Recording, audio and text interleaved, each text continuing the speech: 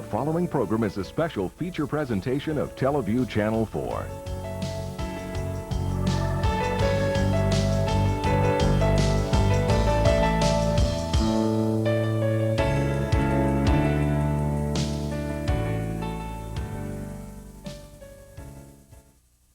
Good evening and welcome to a special edition of Radio Unlimited News on location at Demers Park. I'm Brandy Canup. And I'm Tasha Underwood.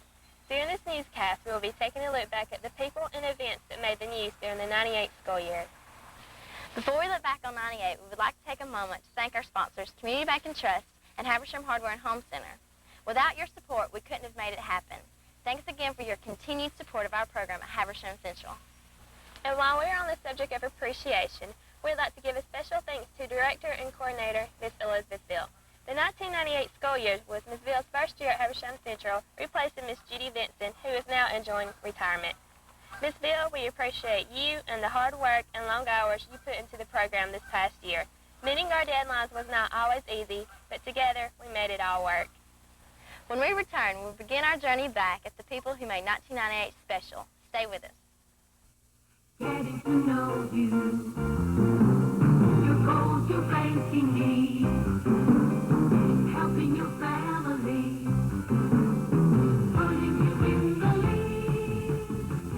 We're working hard with a bold new spirit. We've got a plan, and you're part of it. We'll make good things happen for you. Your kind of people, community, bank, and trust. Hi, I'm Becky Thomas at Habersham Hardware and Home Center in Cornelia, inviting you to visit Kathy Harwood and her staff in our newly remodeled home decorating center. If you're looking for ideas for a home project, these ladies are great to brainstorm with. They can help you put all the ideas you have for walls, floors, and furniture into a plan for a great-looking room or home. She also has beautiful lamps, framed prints, and unique accessories handcrafted by our decorating staff. Visit us in downtown Cornelia. Our first story comes to us from Kristen Patton. Kristen was able to catch up with busy volunteers and participants in this past year's Special Olympics. As always, the 1998 Special Olympics proved to be a heartwarming and fun-filled event for all involved. Here's Kristen with the story.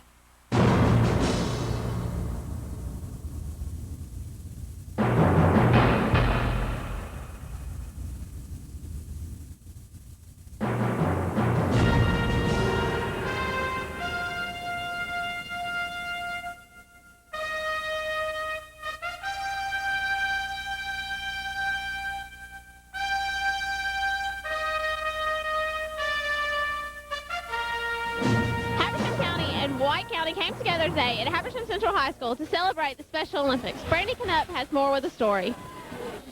I'm here with juniors Brandy Pruitt and Amy Myers.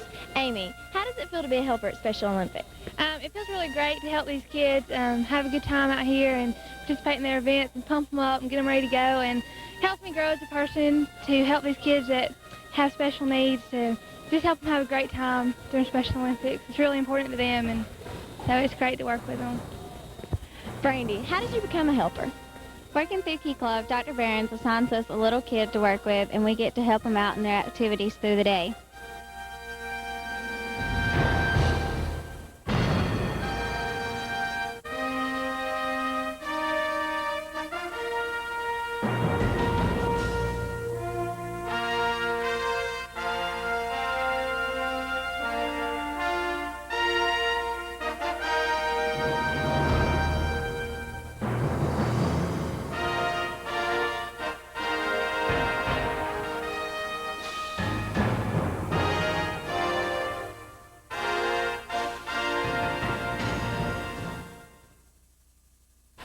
Next, Radio Unlimited reporter Elizabeth Church had a chance to talk with HCHS art teacher Pat Williams and art student Jonathan Eller about UGA Art Symposium.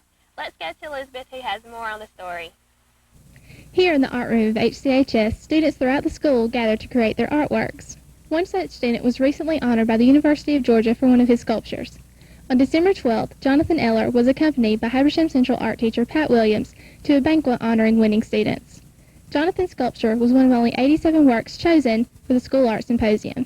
Earlier, I spoke with Miss Williams and Jonathan about the symposium.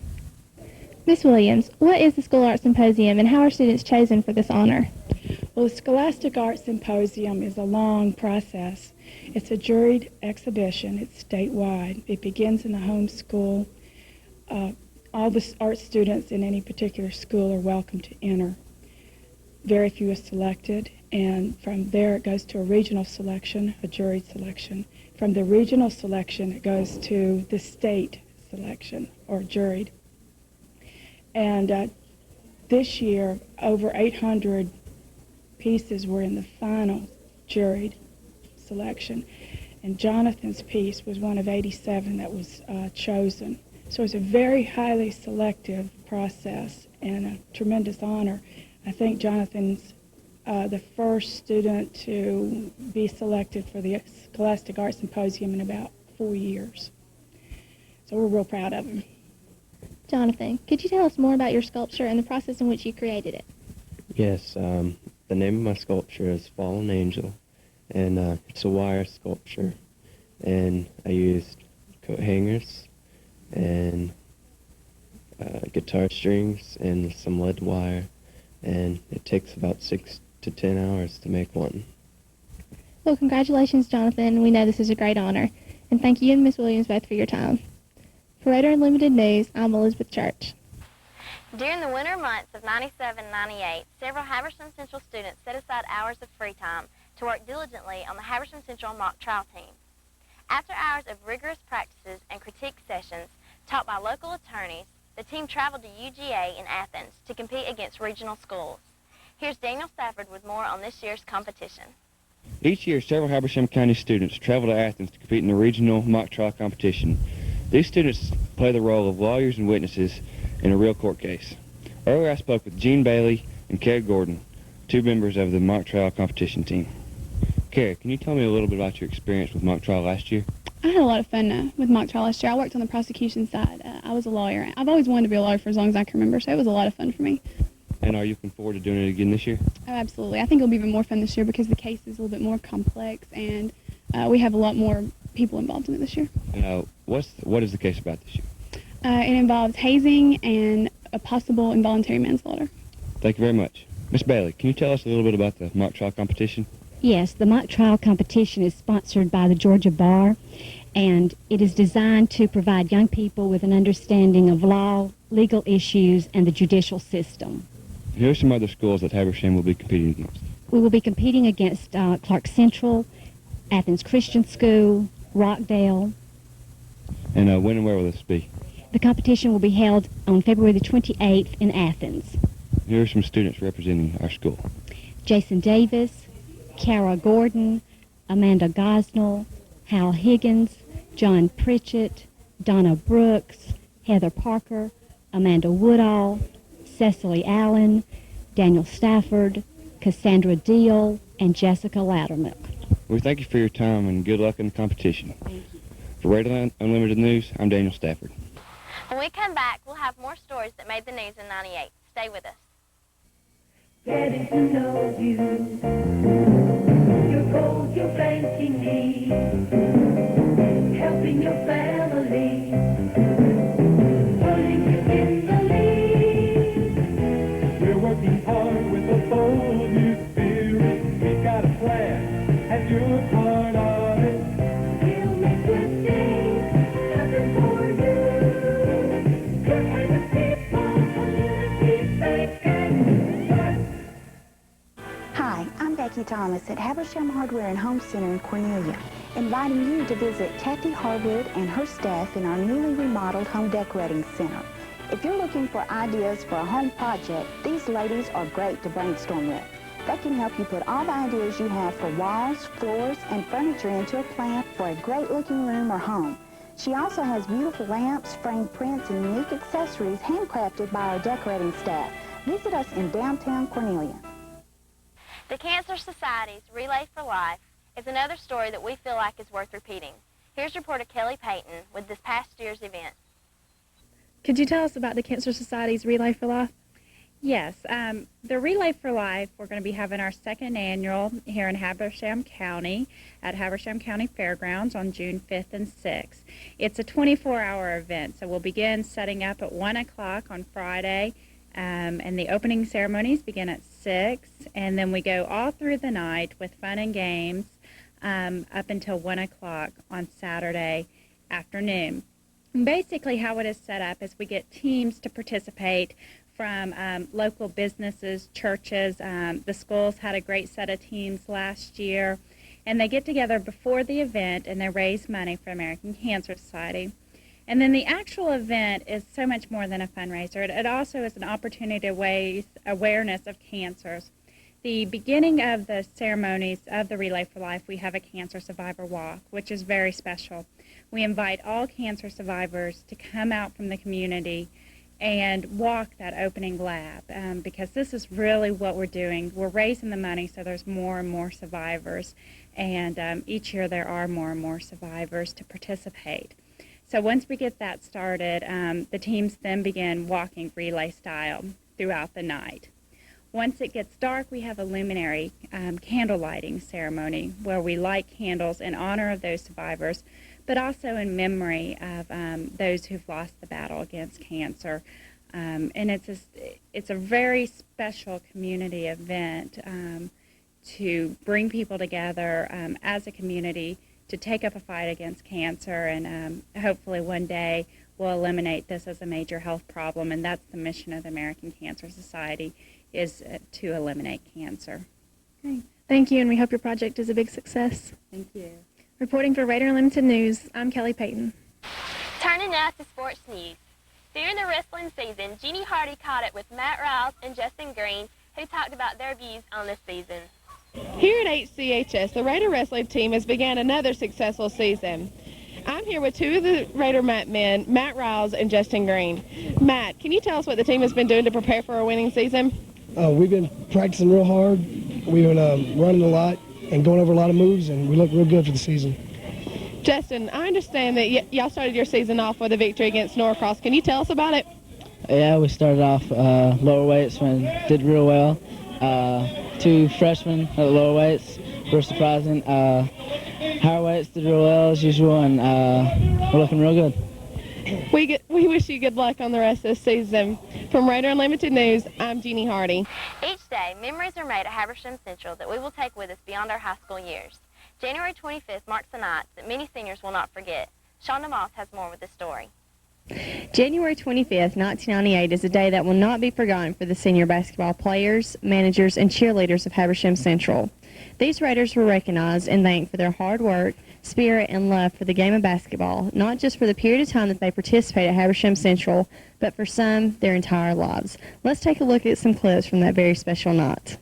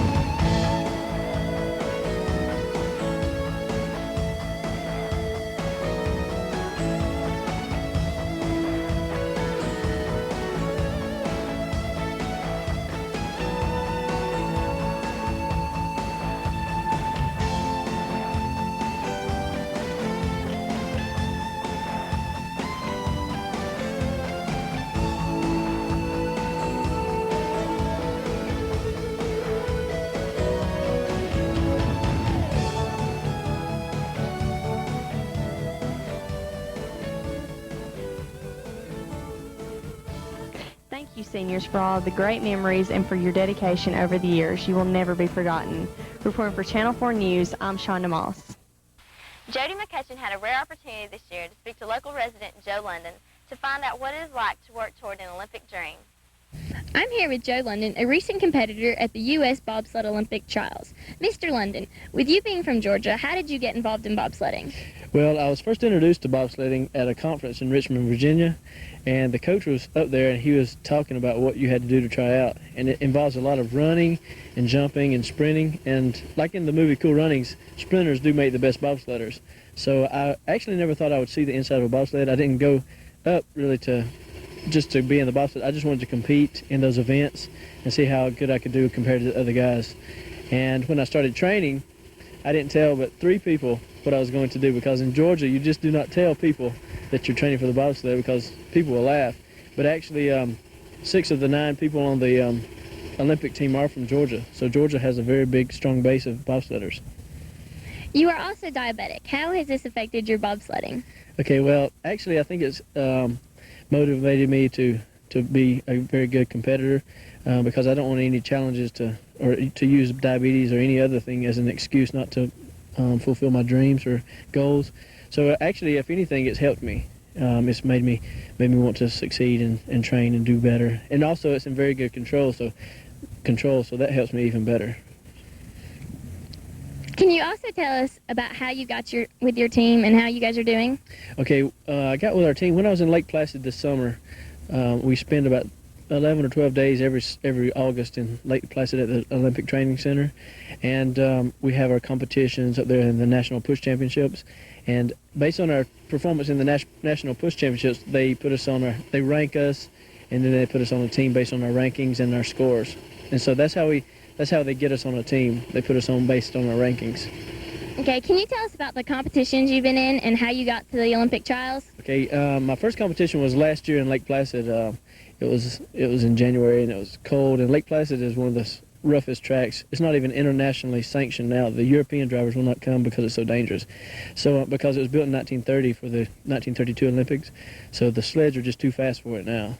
And so I went up there and got my feet wet with the bobsledding, on that track with some rookie drivers, and it was very bad. I got messed up pretty bad, bruised up pretty good. And this November during Thanksgiving, I was up in Calgary, Canada, competing in America's Cup race 1 and 2, and we got 14th one day, and then we came back and did 7th the next day. So that was our first time we'd pushed together. So it was we did real good considering. And then about 2 weeks later, I was in Park City, Utah for another America's Cup race, and we got 5th and 6th in that competition. And then I qualified for the Olympic trials back in August, and I was just after that things just started rolling, and then went out there December 29th and competed until the 4th of January. Thank you and congratulations. Spring sports would not be the same without our Raider track team. Christy Raleigh takes a look back. Our men and women's track teams have just begun their season and are off to a good start. As of Wednesday, March 25th, the girls have won both their meets. The guys have had a placing of 3rd and 2nd. Let's take a look at them in action.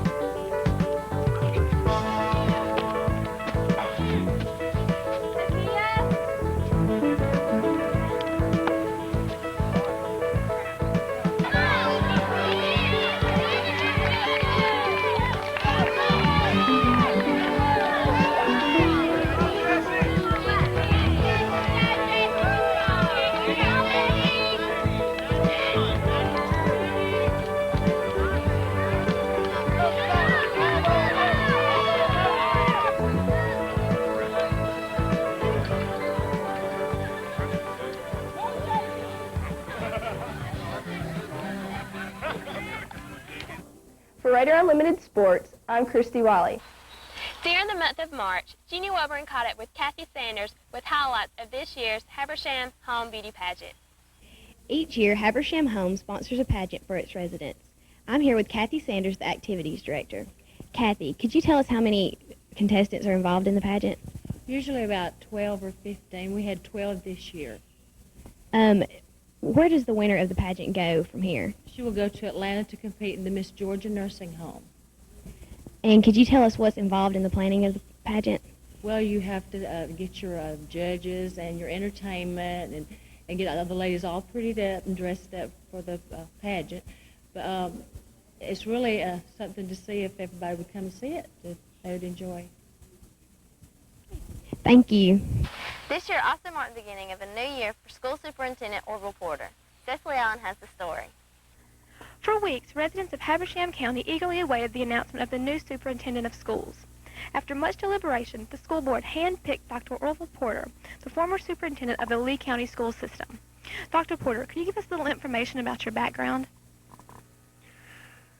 I'm married and have 3 children. Youngest is a junior at West Georgia College. My wife is a teacher. She's still in Leesburg and will finish out the school year there. And then I hope she will join me over the summer. I have a doctor's degree from Georgia State University in Atlanta. I attended the University of Tennessee, received a master's degree there. I also have a master's degree from Valdosta State College in Valdosta.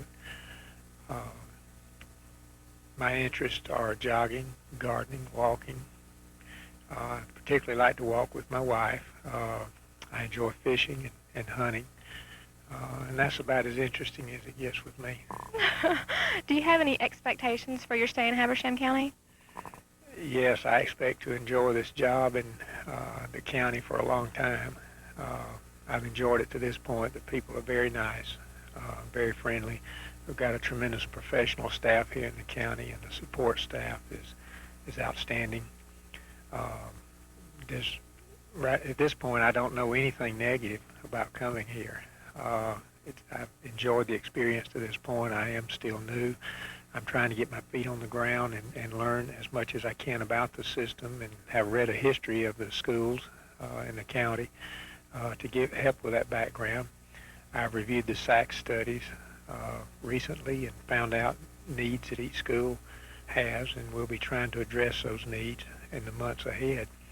But at this point, I'm just excited to be here and a part of this education effort in the county. Well, thank you for your time, and we hope you enjoy your stay in Habersham. For Radar Unlimited News, I'm Cecily Allen. These are only a few of the stories that made the newscast this past year. There were many others that we didn't have time for. Again, thanks to our hard-working staff for making it all happen, and to FTC TV Channel 4 for the opportunity to bring you the news from around the campus to around the county. On behalf of the entire staff, I'm Brandy Canup. And I'm Tasha Underwood. Have a good evening.